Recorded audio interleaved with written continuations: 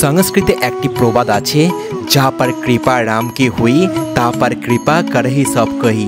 माने प्रभु श्रीराम जार ओपर कृपा करे तार ओपर सकलेरই कृपा হয়ে থাকে।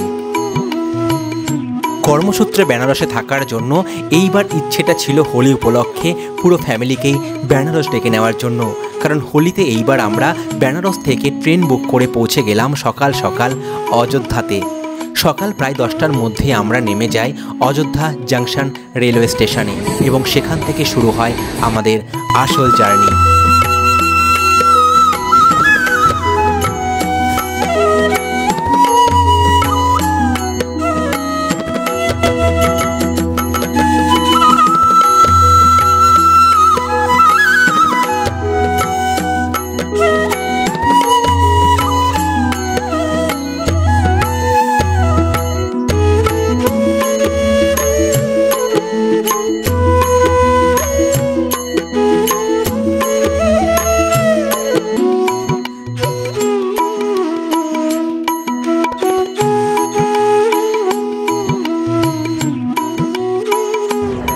गुड आफ्टरनून और एक नतून दिन शुरू होयेछे आजके आमादेर नतून जायगा थेके। आज के होली स्पेशल आमरा पौঁছে गेছি किन्तु अयोध्याते।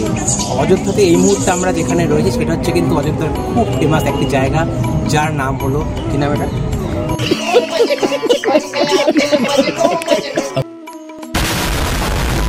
তো নামটা আমি ভুলে গেছি বাই দা ওয়ে। নিচে দেখো ডেসক্রিপশন নিচে দেখো আসছে একবার দেখে নিও। তো চলো এই মন্দিরটার হিস্ট্রিটা একবার শুনে নাও। এই মুহূর্তে আমরা রয়েছি একদম মণি পর্বতের ওপরে। মণি পর্বতটা শুনে অবাক হয়ে যাচ্ছ, এটা অযোধ্যাতে আবার পাহাড় আছে? হ্যাঁ, এটা কিন্তু প্রায় অনেকটাই ওপরে, পাহাড়ের ওপরে হেঁটে উঠতে হয়। খুব সুন্দর নিরিবিলি জায়গা।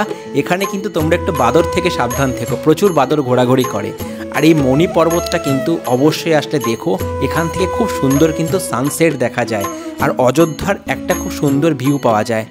এটি মাত্র অযোধ্যা ধাম রেলওয়ে জাংশন থেকে 1 কিলোমিটার দূরে অবস্থিত। এই মণি পর্বতটা হচ্ছে, এটার যে হিস্ট্রিটা হলো, রামজির সাথে যখন সীতা মায়ের বিয়ে হয় তখন সীতা মায়ের বাবা যৌতুক নেওয়ার জন্য রামজির বাবা দশরথকে বলেন। তখন রামজির বাবা কিন্তু যৌতুক নিতে অস্বীকার করেন, তাও সীতা মায়ের ফ্যামিলি যৌতুক দেয় এবং যৌতুকের পরিমাণ এতটাই ছিল যে এই যৌতুকগুলো রেখেই এই বড় পাহাড়টা তৈরি হয়ে যায়। তাই এই জায়গাটির হিস্ট্রিটা কিন্তু এখানকার যে পুরোহিত ওনার থেকে শুনলাম। তো তোমরা আসো আর এত সুন্দর জায়গাটা একবার দেখো। श्री राम आई है, मंगल गाओ सब जन, भगवान आई है। धन्य हुई अयोध्या, श्री राम आई है। मंगल गाओ सब जन, भगवान आई है। जानकी घाट बड़ा स्थान। এটি হলো অযোধ্যায় অবস্থিত একটি প্রধান হিন্দু মন্দির যা ভগবান রাম এবং মাতা সীতাকে উৎসর্গিত করে থাকে। এই মন্দিরটি তার সুন্দর স্থাপত্য এবং আধ্যাত্মিক তাৎপর্যের জন্য খুবই জনপ্রিয়, যা অযোধ্যার রাম মন্দির থেকে মাত্র 2 কিলোমিটার দূরে অবস্থিত। সন্ধেবেলায় আরতি যেন এই মন্দিরের একটি অনন্যময় করে তোলে। তাই অযোধ্যায় ঘুরতে আসলে অবশ্যই একবার দেখে নিও এই মন্দিরটি।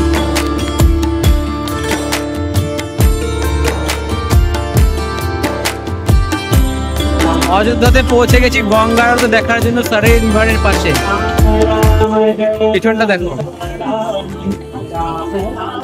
এইরকম ভিউ, বিভৎস ভিউ। আজকে হোলির দিন তাই জন্য মনে হচ্ছে। চলো ঘুরে আসা যাক।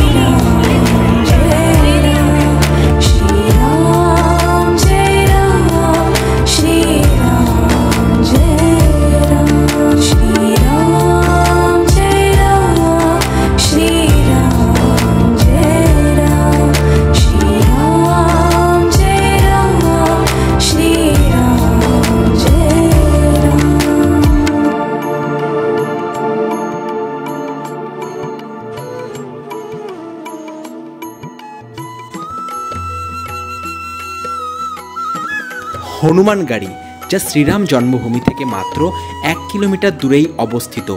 কথিত আছে শ্রীরাম জন্মভূমি দর্শন করার আগে হনুমানগাড়িতে এসে হনুমানজির থেকে পারমিশন নিয়ে তবেই কিন্তু শ্রীরাম জন্মভূমিতে দর্শন করা উচিত। কারণ যখন সীতামাকে উদ্ধার করার জন্য শ্রীরামজি লঙ্কায় যায়, তখন কিন্তু শ্রীরামজি হনুমানজিকে পুরো অযোধ্যাটিকে রক্ষণাবেক্ষণের জন্য পারমিশন দিয়ে যান। তো সে কারণে আগে হনুমান গাড়ি দর্শন করো এবং তারপরে তোমরা আরামসে অযোধ্যা রাম মন্দির ঘুরে এসো।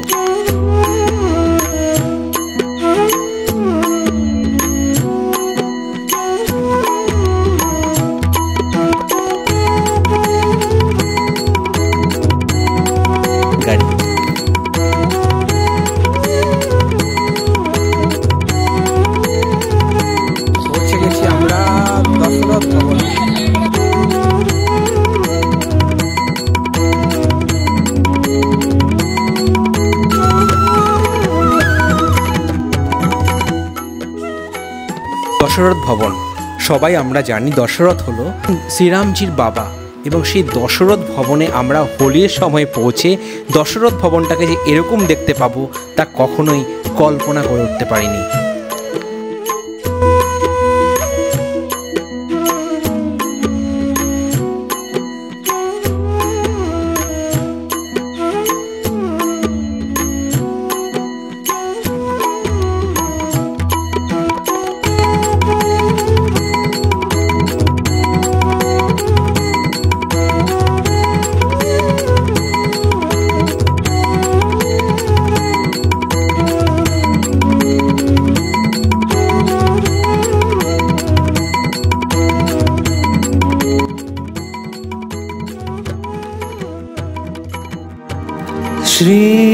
শ্রীরামচন্দ্র কৃপালু শ্রীরাম মন্দিরের মেন করিডোরের সামনে, আর এই মেন করিডোরটা দেখো কত সুন্দর লাগছে। রাত্রে এখন প্রায় 9টা। চলো ঘুরে আসা যাক, শ্রীরাম মন্দির দর্শন করে আসা যাক। ভেতরে ক্যামেরা মোবাইল সব অ্যালাউ নেই। আমরা এখানে আগে লকার রয়েছে, পাশেই লকারে রাখবো। চলো সবাই মিলে ঘুরে আসা যাক, বেরিয়ে তোমাদের ইনফরমেশন দেবো কি কি দেখলাম আমরা এই মন্দির।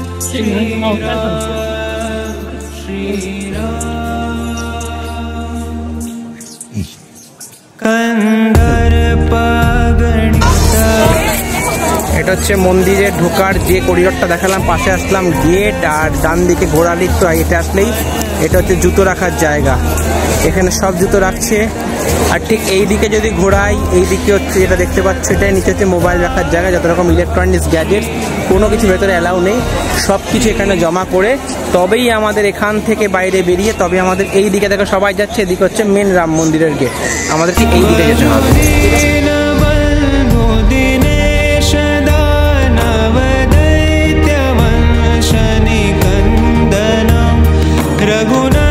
দর্শন করতে কিন্তু আমাদের সময় লেগেছে প্রায় ধরে চলো 1 ঘন্টা।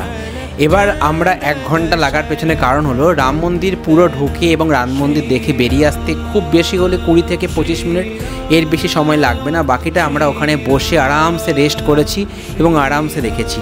আমরা ঢুকেছিলাম রাম মন্দিরে প্রায় সন্ধ্যে 9টার সময়, এবং কারণ 9:30টার মধ্যে কিন্তু রাম মন্দির বন্ধ হয়ে যায়। সকাল আবার 6:30টায় কিন্তু রাম মন্দির ওপেন হয়। তাই আমরা ঠিক ওই সময় ঢুকেছি, সময় বেশ ফাঁকা ছিল।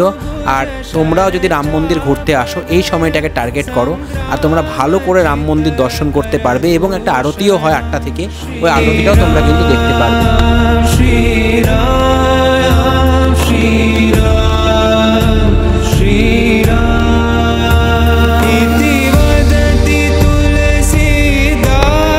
शंकर शेष मुनि मनरंजन मम